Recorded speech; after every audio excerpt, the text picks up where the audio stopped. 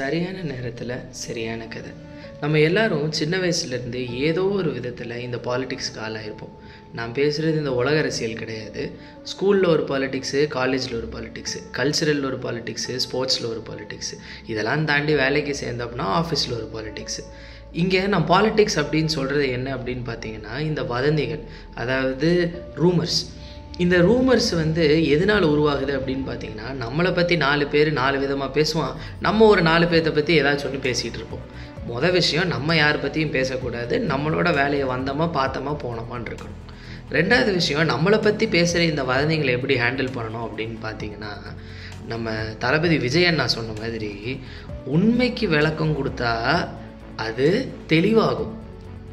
அதே இது வதந்திக்கு விளக்கம் கொடுத்தா அந்த வதந்தியே உண்மையாயிரும். உண்மைக்கு விளக்கம் கொடுத்தா தெளிவாகும், அதுவே வதந்திக்கு விளக்கம் கொடுத்தீங்கன்னா அது உண்மையாயிடும்.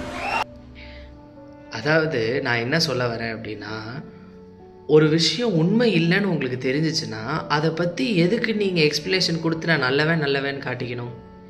நீங்கள் நல்லவனாக இருங்க, அது உங்களுக்கு தெரிஞ்சால் போதும். ஆட்டோமேட்டிக்காக உலகத்துக்கு தெரிய வேண்டிய நேரத்தில் தெரிஞ்சுக்கும். சரியான நேரத்தில் சரியான கதை. நாளைக்கு பார்க்கலாம்.